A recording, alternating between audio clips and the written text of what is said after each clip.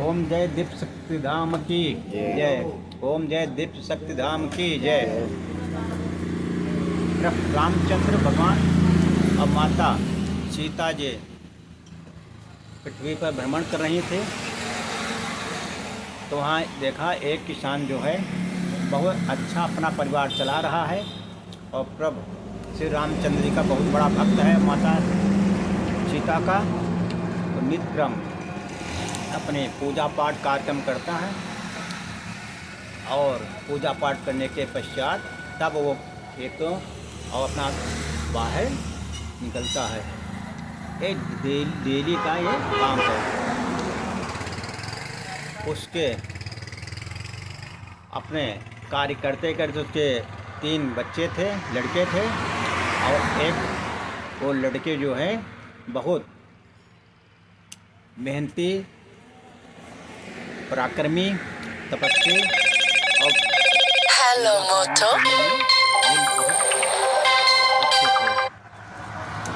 तो ये मतलब जो है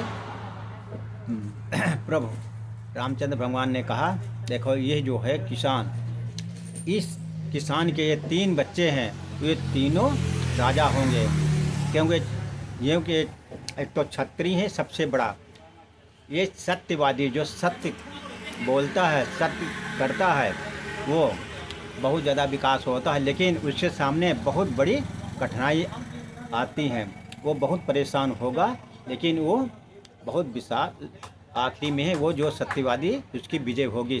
सत्य की हमेशा विजय होती की है।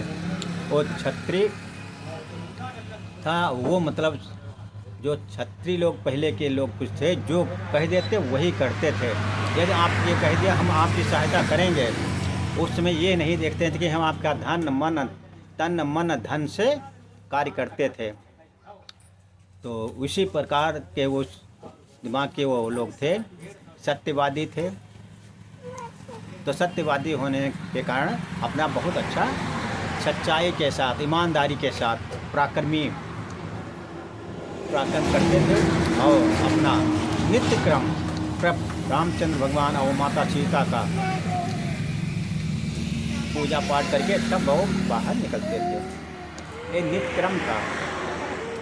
हवन कराना, कीर्तन कराना, भजन कराना, यज्ञ कराना, ये बहुत ज़्यादा इसमें रामायण कराना, ये बहुत अच्छे कार्य करता था। इसलिए भगवान रामचंद्र ने कहा ये बहुत बड़ा हमारा भक्त है और ये देखो कितने सत्यवादी है, क्षत्रिय होकर और इतना बड़ा सत्य का काम करते हैं। तो ये मतलब जो है इसके 3 लड़के हैं, ये सत्य के कारण ही इनके तीनों बच्चे राजा होंगे। तो माता ने कहा वो कैसे होगा? तो ये कहीं ठीक, हम आपको कथा सुनाते हैं, आप कथा सुने। तो माता ने कहा ठीक है। तो पहले लोग, पुराने लोग कह रहे हैं, सांच बराबर तप नहीं, झूठ बराबर पाप, अब जाके हृदय सांच है ताकि न कोई आँच। तो जो सत्यवादी है, पराक्रमी है, मेहनती है, ईमानदार है, वो परेशान होगा लेकिन उससे किसी प्रकार की आँच नहीं आएगी, लेकिन वो किसकी हमेशा विजय होगी। तो इस प्रकार के 3 बच्चे थे, तीनों बच्चों से बड़ा खुश था कि तीनों बच्चे अपने काम करते थे, अपने घर रहते थे, बेफजूल कहीं जाते नहीं थे और जो भी काम करते थे ईमानदारी से करते थे। तो राजा ने सोचा इनका सत्य की परीक्षा की जाए। तो राजा ने अपने यहाँ 3 घोड़े जो तैयार किए और 3 घोड़े तैयार करने और तीनों के लिए, लड़कों के लिए खाने पीने, खाने की व्यवस्था की, रहने की व्यवस्था की, हर लड़के को अलग अलग व्यवस्था दी। कहीं आप लोग, हम आपकी परीक्षा लेते हैं, जब 3 बच्चे आप लोग हो, 3 भाई, सगे भाई हो, तो तीनों भाई जा रहे हैं, तो आप अब कि हम सत्य की परीक्षा ले रहे हैं, सत्य में आप लोग कितना विजय हो रहे हैं। तो बड़ा लड़का ने कहा प्रभु प्राण जाए पर वजन न जाए, प्रभु आपने जो कहा है सत्य के लिए हम अपनी जान दे सकते हैं, लेकिन आपकी बात जो है किसी प्रकार कलंक नहीं आने देंगे।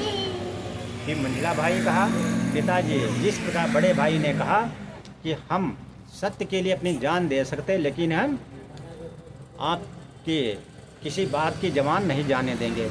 तो इस प्रकार से छोटा भाई वो भी कहा कि पिताजी आपने जो कहा है और आपने यहाँ कर है, हम सत्य के लिए लड़ेंगे और सत्य के लिए कार्य करेंगे।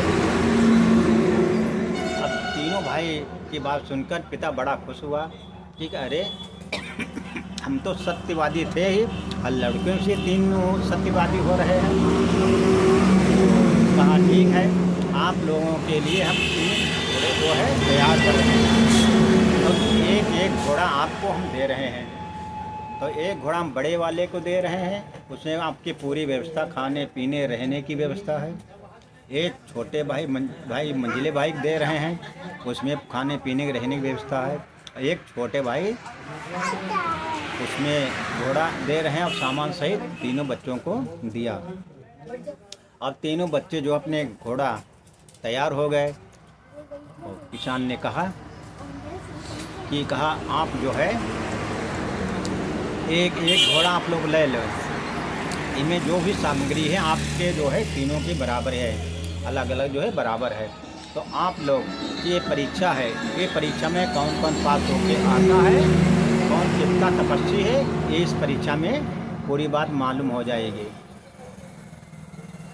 तो लड़कों ने कहा प्रभु कहा पिताजी जैसी आपकी इच्छा, आप सत्य की बात करते हैं, सत्य का कार्य करेंगे। और हमारा जो कर्म है और हम क्षत्रिय से हैं, क्षत्रिय जो हम जो सत्य का लिए कहा है, सत्य की बात करेंगे और सत्य कार्य करेंगे। तो पिता ने तीनों लड़कों को अपना एक एक घोड़ा दे दिया। तीनों लड़के अपने घोड़े लेकर अपने घर से, गांव से बाहर निकल पड़े।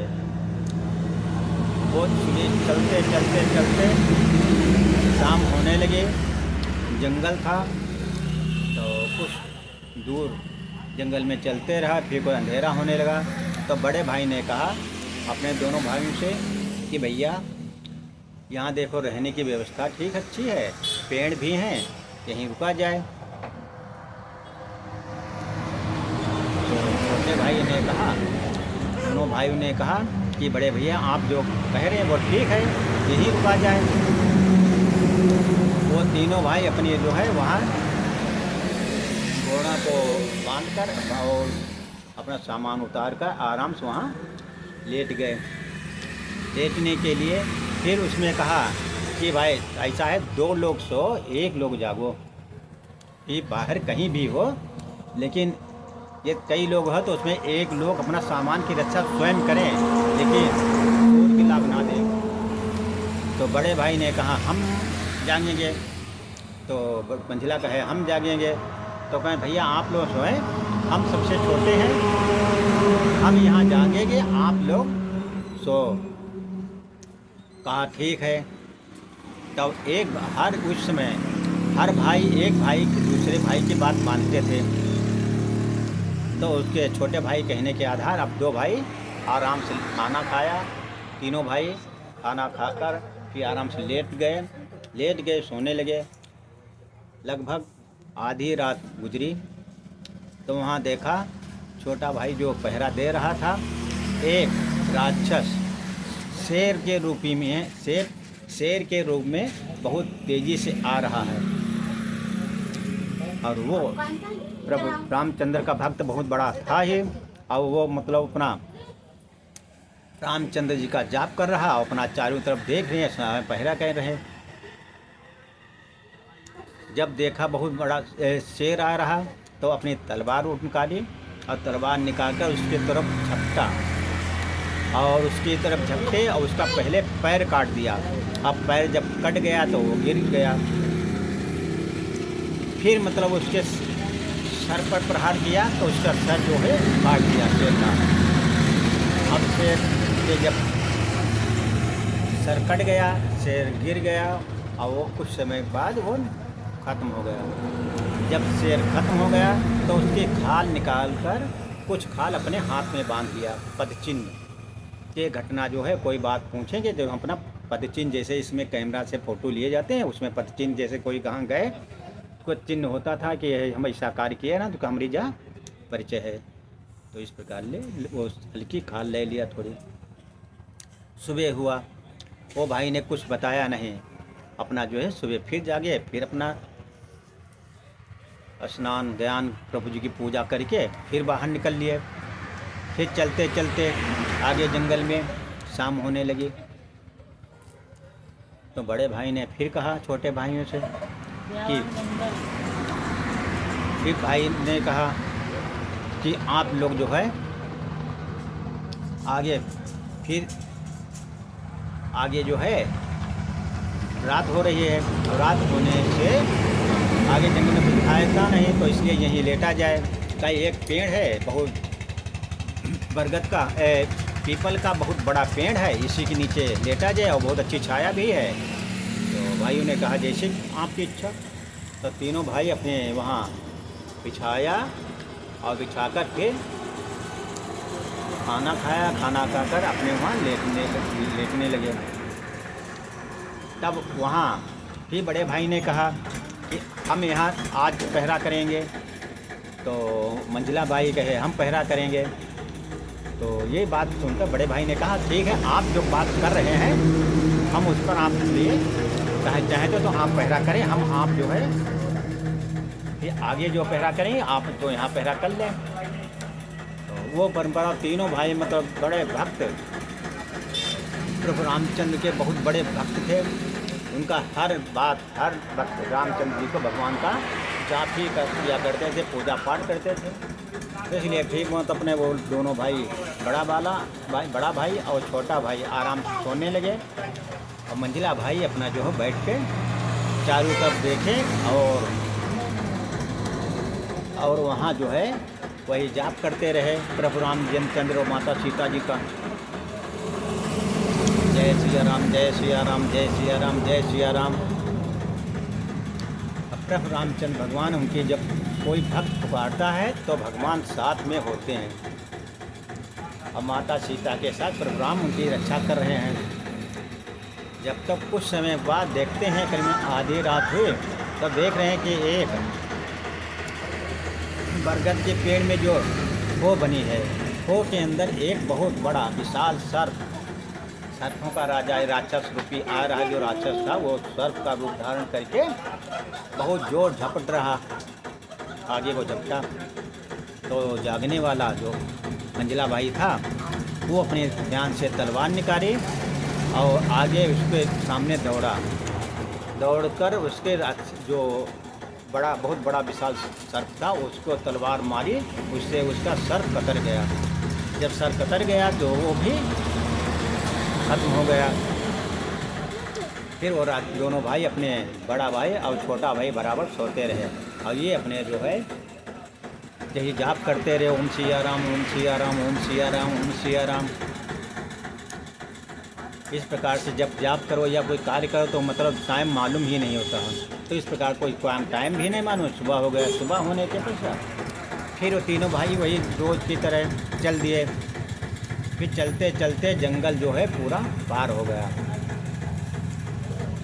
तो सोचे आज यहीं रुका जाए, आगे देखो राजा की कोठी भी चमक रही है, तो यहीं रुका जाए। वहाँ कहाँ रुकेंगे, तो वहीं जंगल में किनारे रात को अपना तीनों भाई वही नित्य रोज के लिए घोड़े से सामान उतारा और फिर बिछा कर के आराम खाना खाया। खाने के बाद फिर आराम करने लगे। तब फिर कहा भाई आज तो बड़ा भाई ने कहा देखो आप पहले दिन पहरा दिया, आपने दूसरे दिन पहरा दिया, आज तो हमारी भाई बारी है।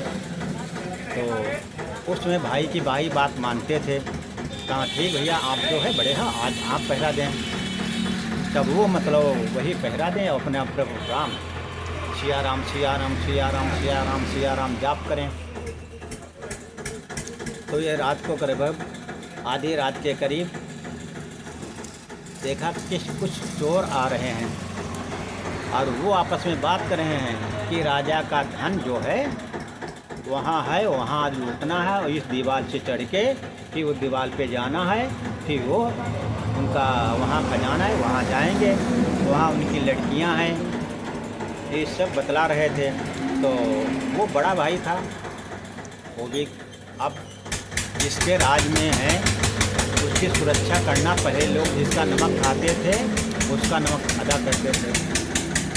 तो बड़ा भाई सोचा, अरे ये राजा के राज में हम लोग रह रहे हैं, खाए रहे हैं, और किसी राज में चोरी करेंगे और हम लोग मतलब बाहरी आदमी हैं तो पकड़े हम जाएंगे। तो ये सोचकर वो चोर चल रहे थे, चोर जो साइड देकर जो उन दीवार से चोर बता रहे थे, तो वो पहले से किनारे चढ़ के ऊपर पहुंच गए। अब चोर अपना वो धीरे धीरे चढ़ रहे। जब पहला चोर चढ़ा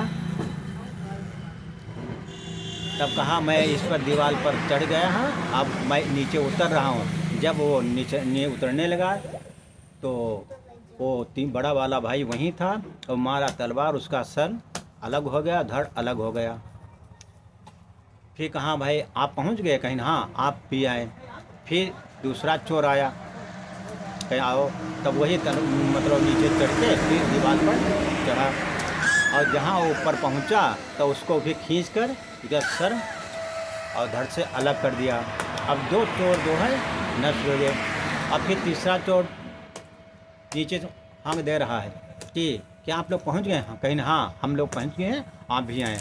अब तीसरा चोर वो भी मतलब पीछे से आ रहा, और जहाँ वो आया उसको वो भी मतलब जो है उसको पकड़ा खींच के, और सर अलग धड़ अलग, तीनों चोरों को वहीं नष्ट कर दिया। अब 3 लाशें और 3 सर अलग अलग पड़ी हैं। अब वो मतलब जो है जो बड़ा वाला भाई था, अब सोचा कि आगे नीचे देखें यहाँ की कैसे पहरेदारी है, क्या है। तो वहाँ देखें सब पहरेदार सो रहे। फिर देखते देखते आगे नीचे मकान में गए, महल के अंदर, तो देखें क्या बड़ी वाली लड़की वो सो रही है, और उसके यहाँ जो पहरेदार लड़कियाँ हैं वो भी सो रही हैं। तो ये सोचा कि मतलब यहाँ आए हैं, कोई तो पहचान तो होना चाहिए। तो बड़ा वाला भाई वही सोचा कि देखो अंगूठी चमक रही है, तो इसकी अंगूठी निकाल ली। तो धीरे से अपनी अंगूठी उसकी निकाल ली, और फिर वो वहाँ इस कमरे से चला गया। फिर दूसरे वाली जो बहन थी मंझली वाली, वहाँ देखा वहीं सब सो रहे। कहीं कैसा राज ये है कि सब यहाँ पहरेदार सुरक्षा गार्ड हैं, लेकिन सब सो रहे हैं। तो वहाँ गए तो वहाँ लड़की सो रही है, और पहरेदार जनानी जो थे वो भी सो रहे हैं। तो उसका गजरा निकाल दिया। फिर तीसरे में गए, अब तीसरे में गए, वहाँ लड़की छोटी वाली लड़की वो सो रही, और ये पहरेदार भी सो रहे। सब सोते हैं इसमें देखें वो भी सो रहे। तो उसकी पायल निकाल ली। अब 3 कमरे में 3 बहनें थी, तीनों बहनों के सामान एक एक करके निशानी निकाल ली। फिर वो बाहर निकला, बाहर निकल कर अपने वहाँ चले गए। जब सुबह हुआ तो पहरेदार जगे, महल पर छत पर गए, तब देखे वहाँ 3 लाशें पड़ी हैं, तीनों के सर अलग हैं, धड़ अलग हैं। तब कहेंगे ये तो बहुत बड़े चोर थे। तो बड़ी वाली लड़की उठी, कहीं हमारी अंगूठी गायब। बड़ी मंझली वाली लड़की, अरे हमारा गजरा जो गायब। अब छोटी वाली लड़की उठी, वो कहे हमारी पायल गायब। अब वो सब परेशान कि ऐसा कौन आदमी व्यक्ति आया है जो हमारे घर चोरी भी की, खाली एक निशानी ले गया है, लेकिन हम लोग कोई जान भी नहीं है। कैसा स्मार्ट है ये भाई। ये मतलब राजा ने कहा कि भाई ऐसा कौन है। तो अब बहुत बड़ा शो हो गया कि राजा हैं, 3 चोर आए थे, तीनों चोरों को नष्ट कर दिया, लेकिन एक बहादुर जो था वो तीनों चोर मार कर और तीनों लड़कियों के पास से अपनी निशानी ले गए। अब राजा बहुत दंग। वहाँ के पहरेदार वो भी परेशान कि हम पहरेदारी कर रहे हैं और हमारे यहाँ चोरी हो गई, और चोर ऊपर चढ़ गए, नीचे महल के अंदर आ गए। और राजा ने ये बहुत जोर मतलब विचार किया और कहने लगे। तो वो लोग जो थे वो भी मतलब उन्हें यहाँ राजा के यहाँ जा रहे थे। तो राजा यहाँ पहुँचे। अब राजा अपने सभा लगाए हुए, सभा में सभी लोग बैठे हुए थे। तो राजा ने अपनी बात रखी कि एक ऐसा कोई बहादुर आया है, बहादुर सत्यवादी ईमानदार, जो तीन जो महल में चोर थे तो चोरों को अलग सर अलग धर अलग कर दिया। फिर तीनों हमारी लड़कियां थे वहाँ गए, वहाँ से एक एक निशानी लाए हैं। तो ये राजा की बात सुनकर सब हमें सब वो उनका चेहरा देखें, उनका चेहरा देखें, उनका चेहरा दे रहे हैं। तो ये बात मतलब सुनकर सभी, वो भी दो भाई थे, वो भी कुछ नहीं बताया, लेकिन बड़ा वाला भाई बताया कि राजा साहब आपके राज्य में जितने पहरेदार हैं, जो सुरक्षा गार्ड हैं, ये आपके केवल कहने के लिए हैं, लेकिन कोई काम के नहीं है। क्यों मतलब नीचे से तीन चोर चढ़ गए, हम भी चढ़ गए, उनको सर कलम किया, अलग अलग धड़ कर दिया। फिर नीचे हम देखने नीचे महल में आए तो उनके में यहाँ सब सो रहे, तो कोई भी मतलब जो है नहीं जाग पाया। तो किस प्रकार की आपकी सोचा है, क्या आपके राज्य को ये रखेंगे? तो राजा सुनकर बड़ा अपने में एहसास हुआ और सोचने लगा, ये तीन भाई हैं और हमारी तीनों लड़की हैं, और तीनों लड़के मतलब बराबर आ रहे हैं। एक 23 साल का, एक 21 साल का, एक 19 साल का, तीन लड़के थे, तीनों मतलब सत्यवादी ईमानदार थे। तो राजा ने कहा भाई ठीक, आप लोग तो बहुत बहादुर हैं और ईमानदार बहुत हैं, क्योंकि आप चाहते तो हमारे खजाना का सामान उठा ले जा सकते थे। तो वो जो लड़के बड़ा वाला लड़का था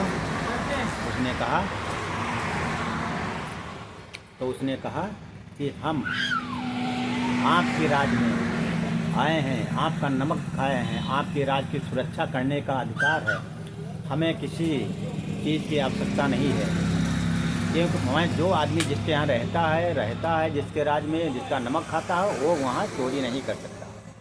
और हम लोग जो क्षत्रिय हैं, प्राण चले जाएंगे लेकिन हम अपना सत्य जो है वो नहीं छोड़ेंगे। तो राजा ने कहा ठीक है। अब राजा ने अपने यहाँ कहा कि भाई इन तीनों लोगों का जो है आदर सत्कार किया जाए और अपने बराबर बैठा रहा। फिर उनके खाने की व्यवस्था की गई और तीनों भाई मिलकर आराम से खाना खाया। अब खाना खाते समय राजा ने कहा कि आप कहाँ के रहने वाले, कहाँ से आए, क्या हुआ? तो राजा ने कहा ठीक है, हम आपकी बात पूरी अभी फिर बात करेंगे। जब फिर राजा खाना खाकर फिर आए, फिर बैठे, फिर सबके सामने बताया कि हम अपने वहाँ के रहने वाले, अपने राज्य का नाम बताया, हम वहाँ से आ रहे हैं और हम क्षत्रिय कुल के हैं, हमारे पिता बड़ा ईमानदार हैं और ईमानदार होने के से हम अपना धर्म जो है नष्ट नहीं कर सकते हैं, अपना सत्य जो है नहीं खत्म कर सकते हैं। हम सत्यवादी हैं, सत्य का कार्य करते हैं और हमारे प्रभु हमारे साथ हैं। और वही मतलब उनका जहाँ भी हो हर वक्त ईश्वर का नाम जय श्री राम, जय श्री राम, जय श्री राम अपने बराबर मन चलता रहे। तब ये मतलब जो है राजा ने कहा भाई आप लोग कहाँ कहाँ रुके हो? तो वहाँ पहला चीज़ हम लोग जो है वहाँ रुके, वहाँ रात में यहाँ छोटे भाई का मतलब यहाँ पहरा दिया गया। तो छोटे भाई ने कहा वहाँ पहरा जो हमें दिया गया था तो एक राक्षस रूपी जो शेर आया था और उसको खाल निकाले, मैंने उसको सर कलम कर दिया, पहले पैर काटे फिर उसके सर काटा और उसकी खाल हमारे पास ये हाथ में बंधी है। छोटा भाई बोला। फिर बात कहने लगे, फिर आपने चला, फिर कहीं मैं वहाँ जंगल में चलते चलते फिर शाम हो गई तो एक बरगद का पेड़ था, बहुत अच्छा था, विशाल पेड़ था, तो हम लोग वहाँ लेट गए। तो उस दिन हमारे मंझले भाई ने कहा हम आज यहाँ जगेंगे, तो उसके आधार पर तो मंझले भाई जगे तो अपना वह परिचय दिखाने लगे कि जब हम लोग भाई, हमारे दो भाई, बड़े भाई और बड़े भाई और छोटे भाई सो गए तो हम अपना जो है माता जी को वही नाम ले रहे थे। तभी देखा एक विशाल सर्प जो है राक्षस जो था वह सर्प का रूप धारण किए बहुत तेज आ रहा था।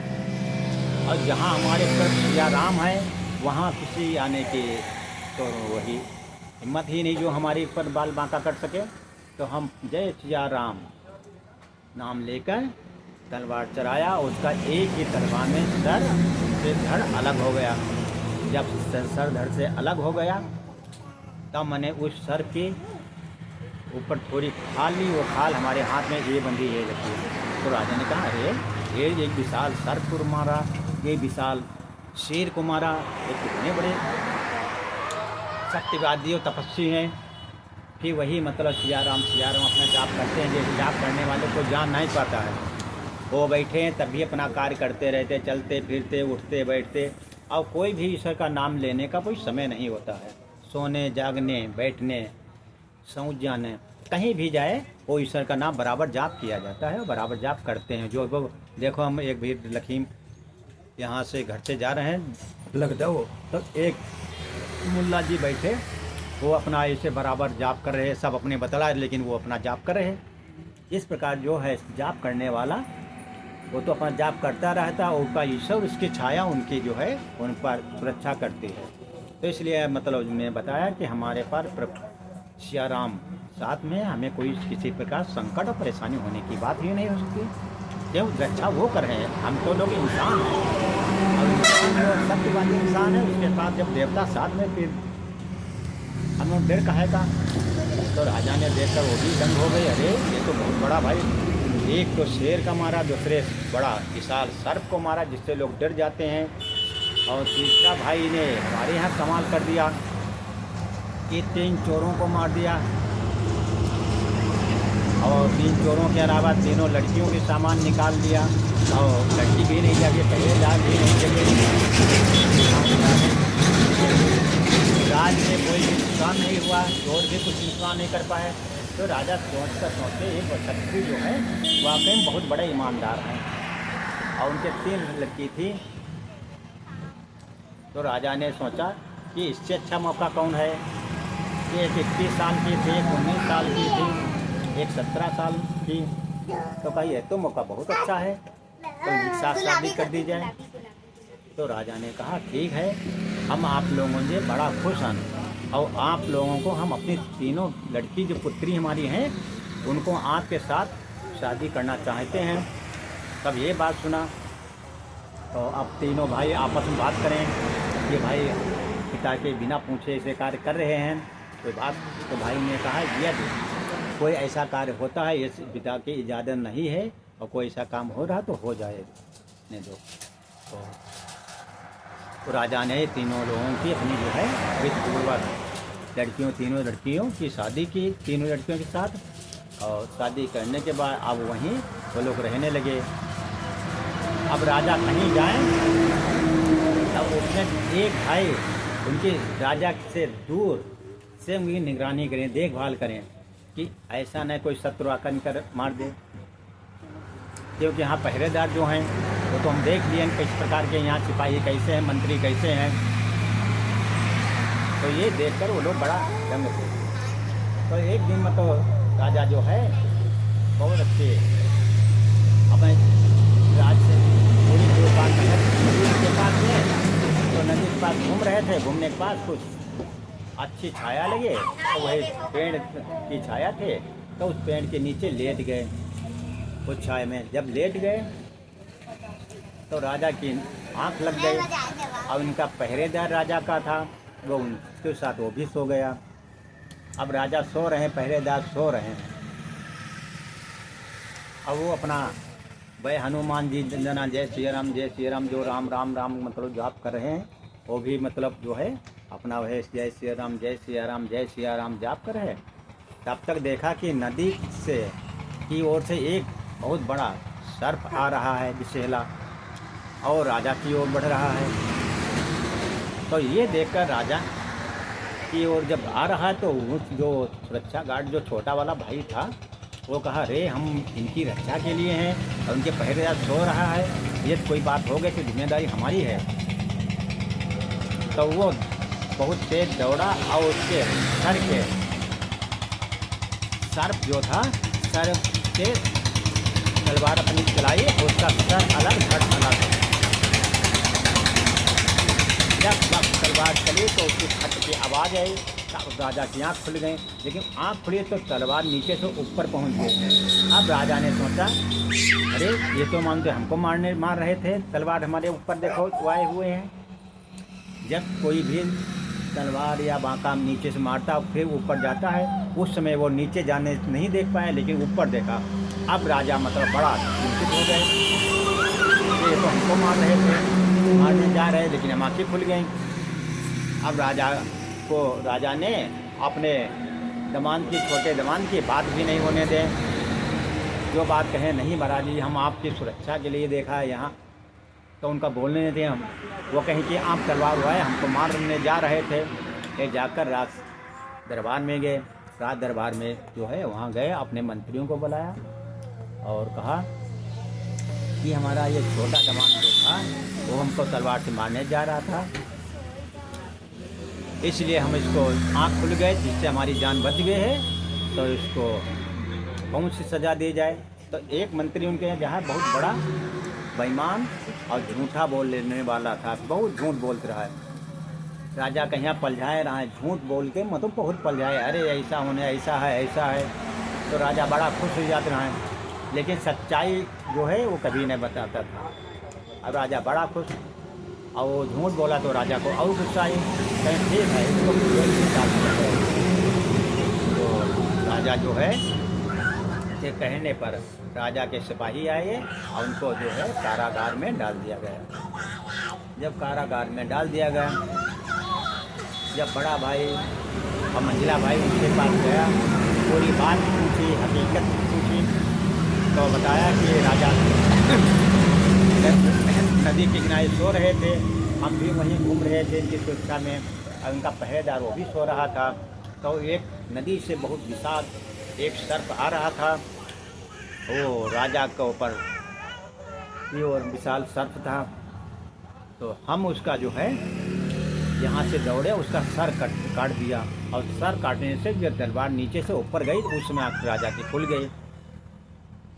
तो दोनों भाई कहें, लेकिन राजा कोई बात मानने को तैयार नहीं।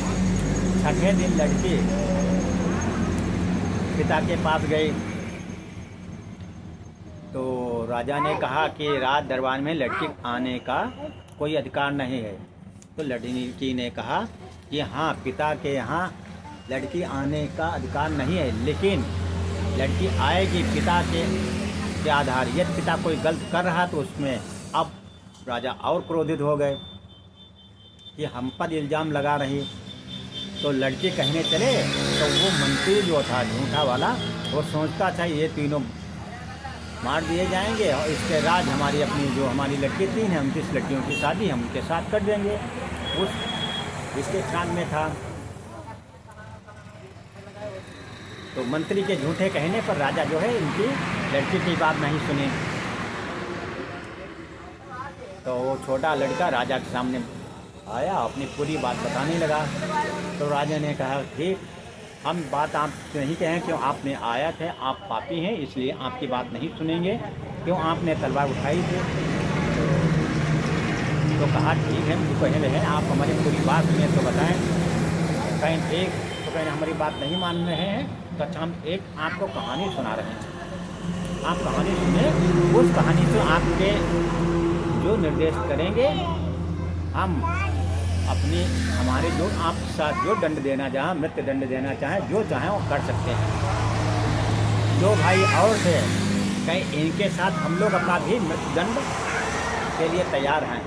लेकिन कहानी पूरी होने तो राजा ने कहा ठीक है चलो, जब तीनों भाई अपने तैयार एक साथ में हैं, वो तीनों भाई सत्य के लिए सत्य पर लड़ रहे थे, और बस उनका मतलब सजा सुनाएं कुछ करें, लेकिन वो उसका दिमाग जो हो वही जय सिया राम, जय सिया राम, जय सिया राम। और जहाँ प्रभु माता सीता जी और प्रभु भोले रामचंद्र भगवान हैं, तो उनका बाल बांका कौन कर सकता है। तो कहा ठीक, दिमाग राजा का कुछ दिमाग नॉर्मल हुआ। कहा ठीक है, आप अपनी कहानी सुनाएं। तो छोटे लड़के ने जो है अपनी कहानी सुनाने के लिए तैयार हुआ और कहा, एक राजा थे, वो बहुत ईमानदार राजा थे, लेकिन उसके मंत्री बहुत बेईमान चापलूस थे और राजा को ऐसा झूठा पढ़ाते थे जिससे राजा बहुत खुश होते थे। और यदि कोई उनके यहाँ सत्यवादी पहुँचता था उससे बड़ा नाराज होते थे। पूरी कभी बात सुनते नहीं थे। कोई यदि पूरी बात कोई सुनाना चाहें तो बीच में उसको मंत्री रोक देते थे, जिससे वो का ईमानदार आदमी उसका मारा जाता और बेईमान आदमी की विजय होती थी। कहा ठीक।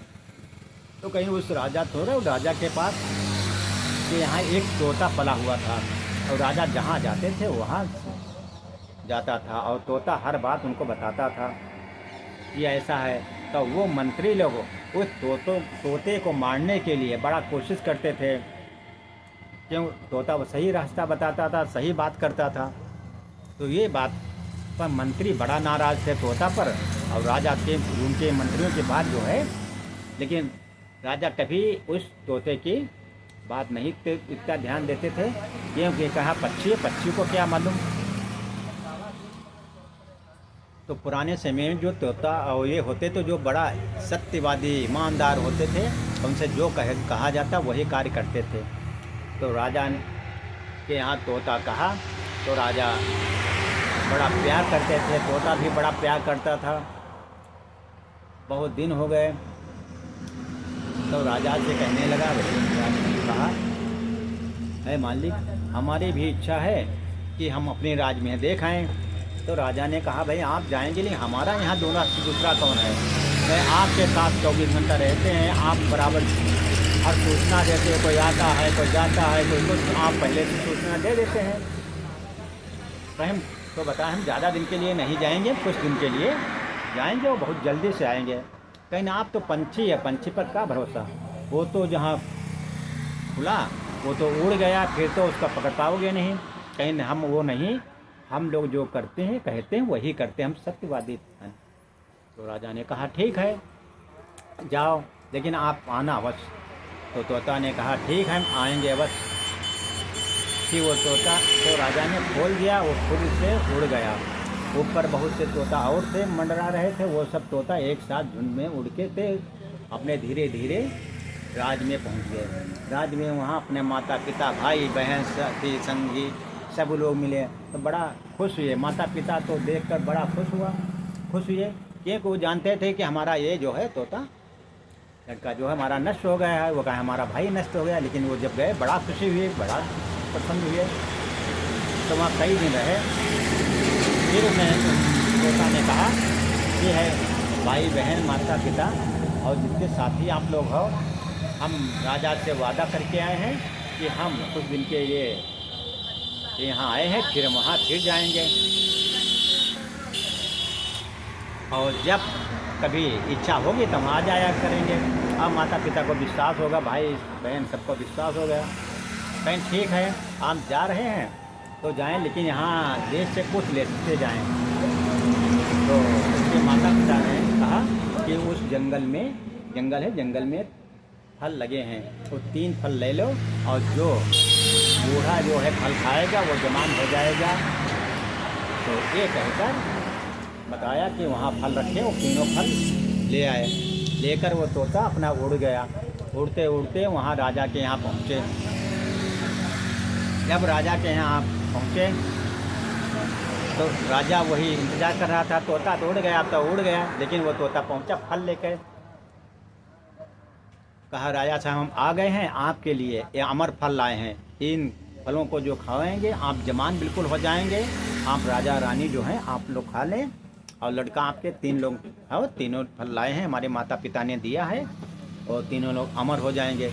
अब ये जब कहा तो उनका जो मंत्री था वही झूठा बेईमान, वो मंत्री ने कहा सोचा ऐसे तो अमर फल वहाँ सही माने, बेईमान मन में जंगल है वहाँ मतलब फल मिलते हैं, लेकिन ये मतलब यही वन्यजीवी जो हैं यही उड़ने वाले फल पा सकते हैं, सब पा नहीं सकते हैं, इन्हीं को मालूम है। तो सोचा ये 3 फल जो हैं वास्तविक सही लाए हैं। तब राजा खाने चले, तब मंत्री ने कहा अरे नहीं, अरे ये पक्षी है, पक्षी पता नहीं कौन सा फल तोड़ लाए हैं, इनको पहले खाने से पहले क्या चेकअप किया जाए।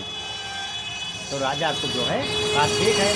फिर बात करते करते राजा ने बात करते रहे। मंत्री उन फलों को ले जाकर उनके पास जहर जो मिला दिया 2 फलों में। जब 2 फलों में जहर मिला दिया, राजा ने कहा भाई फल आपने लाया नहीं। अरे कहें राजा साहब फल तो हम रखे जितने आप पास है, लेकिन इनका पहले किसी पक्षी को दिया जाए, जिससे मतलब ये तो मालूम है फल में जहर है कि अमृत है, अमर फल है ये मालूम है। तो राजा ने कहा ठीक है, कहीं वो मोर आपके यहाँ जो सामने हैं उनको ले आओ, उनका खिला दो। तो राजा ने कहा ठीक ले आओ। तो दोनों मोर पकड़ लाए, पकड़ के उनको जो है एक ही मोर का जो है जहर जिसमें मिलाया था वो फल जो है वही मंत्री ने दे दिया। वो फल जो अमर वाले थे, इसलिए जो फल एक मोर खाया वो मृत को प्राप्त हुए, फिर दूसरे मोर को खिलाया वो भी मृत प्राप्त हुए। अब राजा को बहुत गुस्सा आई कि अरे ये तो अमर फल कह रहा था, लेकिन ये तो फल खाने से इनके दोनों की मृत्यु हो गई। अब राजा जो है बहुत बड़ा क्रोध आया। क्रोध आने से राजा ने जो है उस तोते को खींच पकड़ी और मरोड़ दी। अब वो भी तोता मर गया, लेकिन तोता भी अमर फल खाए हुए था और वो भी जो थे वो भी अमर फल खाए थे, उसमें मर गए। अब राजा से बड़ा खुश मंत्री कि वह देखो राजा को अमर खाने फल खाने से रोक दिया। तब तक एक मंत्री आया कि कहा राजा साहब जो ये किसान बूढ़ा किसान है ये यहाँ कर जो नहीं देता है, वो कहता कि ये ज़मीन प्रभु माता जी की है, प्रभु जी की हम कर क्यों दें, और सूखा पड़ा हुआ है हम कर क्यों दें। तो राजा को बहुत बड़ा क्रोध आया कि पहले से गुस्सा थी और गुस्सा बढ़ गए कि तो ये गुस्सा देखकर राजा ने कहा ठीक है इसको भी कोई सज़ा दी जाए। तब बूढ़ा बहुत था ही, उसको पकड़ के लाए हुए थे, बहुत परेशान था। कहीं ठीक है अमर फल है इसको खिला दो। जब तीसरा फल लाए अमर फल उसको खिलाया। जब अमर फल खाए तो वो जो है बूढ़ा बिल्कुल एकदम जवान हो गया। जवान हो गया तो राजा ने कहा अरे जो हमने इनको खिलाया था वो तो मृत्यु को प्राप्त हो गई थी और ये जवान हो गए। तो अमर फल बिल्कुल सत्य था, अच्छा था, सही था, लेकिन ये जो हमारा जो है मंत्री ये झूठा है, पहले से बदनाम है। क्यों ये तोता कहता था ऐसा करता ऐसा करता।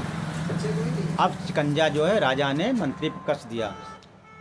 तब जब मंत्री पर शिकंजा कसा तब मंत्री बोलने लगे कि है राजा साहब कि हम अमर फल लाए रहे, वो फल सही रहा है, लेकिन आप फले खा लेते हो तीनों लोग, आप अमर हो जाते हो, आपकी उम्र उतनी ही हमेशा रहते, इसलिए हमने जो है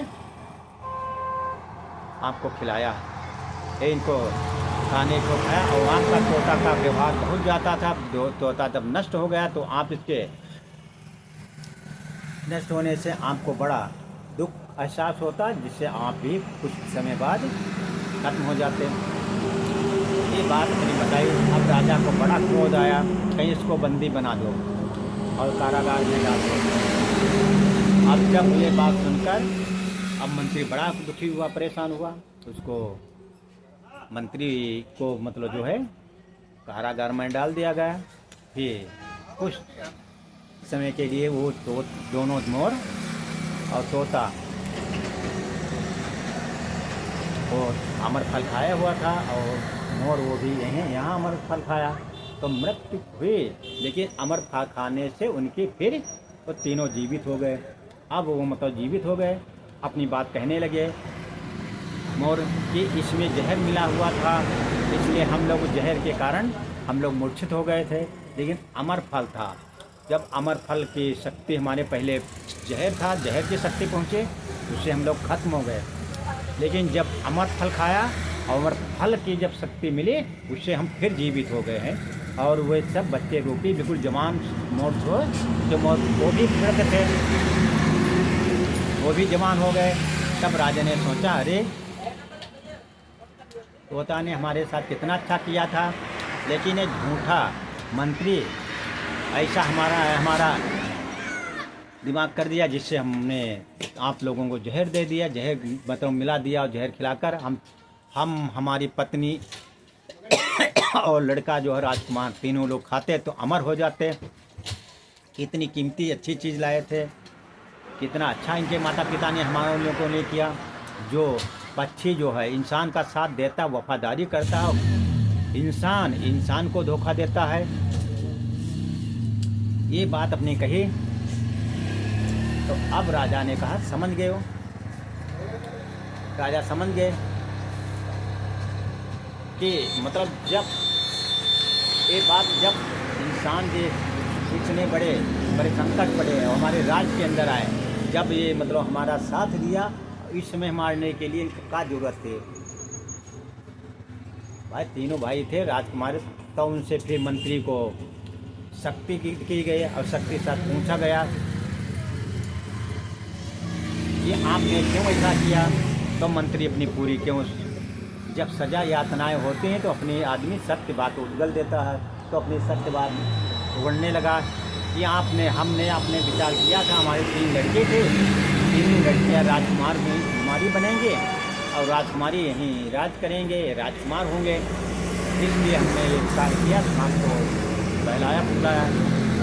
तब उसने राजा ने से कहा कि आपको जब सो रहे थे नदी के किनारे, उस समय एक विशाल सर्प आया, आप पर झपटा तो उसका सर काटा, तो सर काट के कट गया, और कट के जो ऊपर तलवार आई तब उसमें खून लगा हुआ देखा, लेकिन आप ये नहीं देखा कि तलवार में क्या करने जा रहे हैं। तो राजा ने कहा, ठीक, तलवार मंगाई जाए। तलवार मंगाई गई।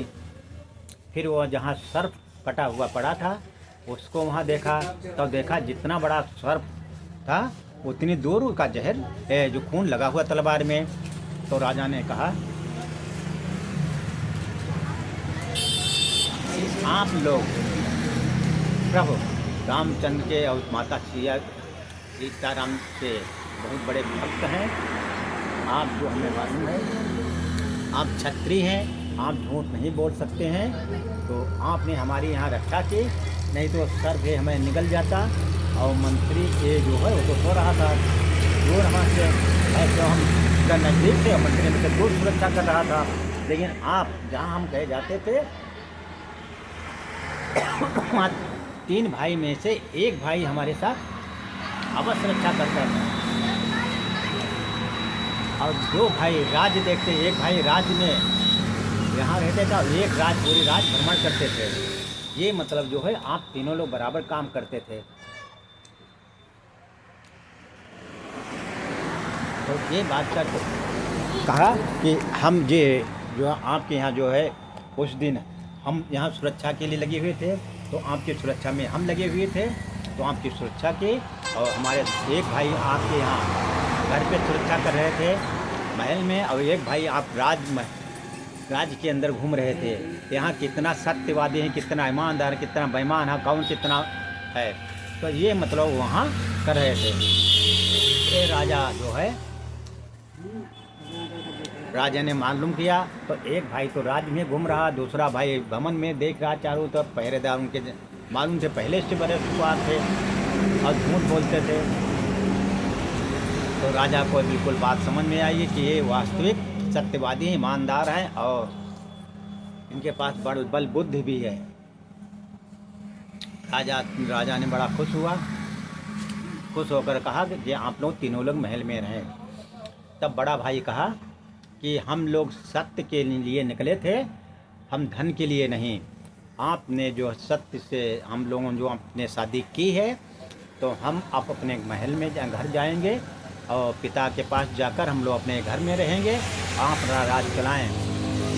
अब राजा को यह बात सुनकर बड़ा परेशानी होने लगी कि ये हमारी राज देखभाल कर रहे थे, और ये तो यहाँ मंत्री ऐसे हैं कहीं आप इससे लेकिन निडर हैं कि जहाँ हमारे प्रभु सिया रामचंद्र हैं वहाँ कोई बाल बाका आपका नहीं कर सकता है कि अब राज आपका राज प्रभु सिया रामचंद्र जी के हैं, माता माता सीता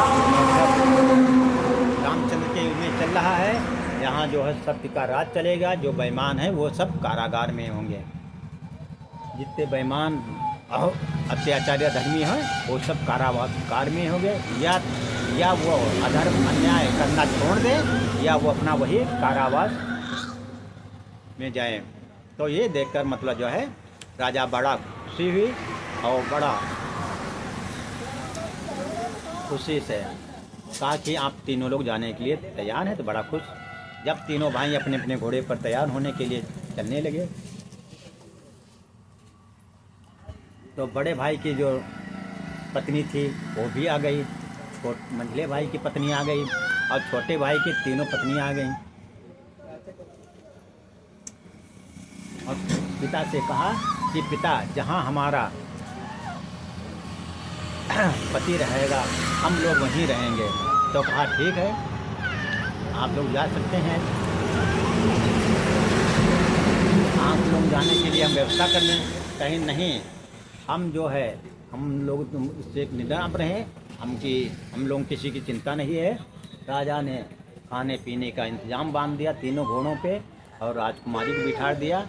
वो चलते चलते अपने घर पहुँचे जाकर जब देखा उनके पिता पूरी बात पूछी तो राजकुमार जो छोटे ने बताया कि पिता हम ऐसे गए तो वहाँ गए तो वहाँ सर्प मिला है, वहाँ सिंह मिला, सिंह का सर खत्म किया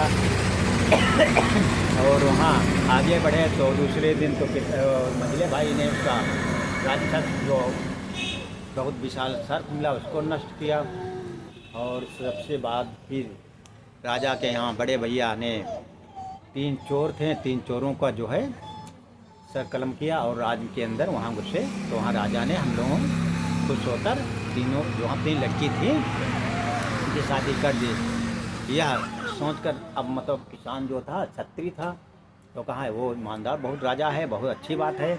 यदि राजा जो होता है वो अपनी राजकुमारी लड़की भेजने से पहले कहता हमारी लड़की नहीं जाएंगे लेकिन वो आप लोगों के साथ भेजा, इसलिए वो भी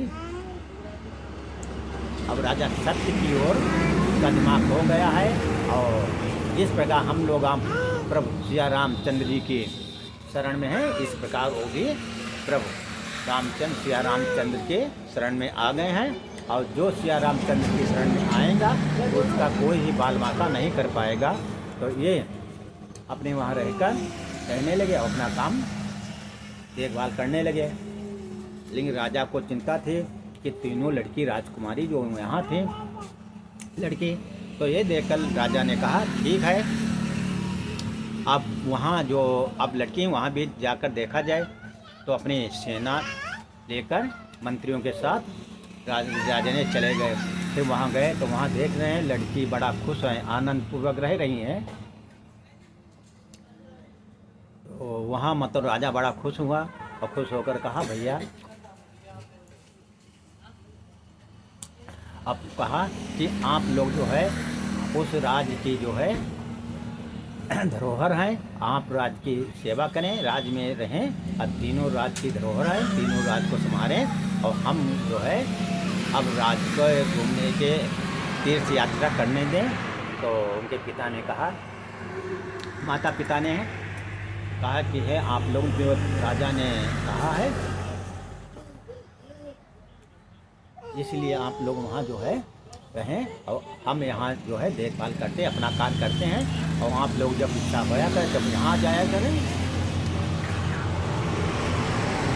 और जब इच्छा होए तो वहाँ चले जाएं। तो ये कहकर राजा के साथ और तीनों लड़की और जवान वहाँ गए कि वहीं राज करने लगे। और राजा के राज में जितने अत्याचारी अधर्मी असत्य बोलने वाले बेईमान थे वो सब, जिस प्रकार इसमें योगी राज चल रहा था उसी प्रकार वो सब अत्याचारी अधर्मी अन्यायी वो सब जो है दूर भागने लगे। और फिर वहीं जो अत्याचार धर्म किया जाए उनके कड़ा दंड दिया जाए, उनका राज सत्यवादी और सत्य का धर्म का कार्य होने लगा, जिससे उनका राज बहुत अच्छा राजा चला। और राजा बड़ा खुश हुए अपने इन तीनों दवान से। जो मंत्री था उसको सज़ा बोली गई, सज़ा बोलने से उसको मृत्युदंड दिया गया, क्योंकि आज इसने धोखा इतना बड़ा किया गया था और कल भी इससे बड़ा धोखा दे सकता है। तो इसलिए हमेशा सत्य की विजय होती है। सत्यवादी परेशान होगा लेकिन सत्य कभी हारेगा नहीं, सत्य की विजय होती है। तो सत्य की विजय के आधार पर ये लोग जो है अपना कार्य किया, इससे इनका जो है बड़ा अच्छा शासन चला। तो ये कथा यहीं पर संपन्न कर रहे हैं। ओम जय दीप सत्य धाम की जय। ओम जय दीप सत्य धाम की जय। जी।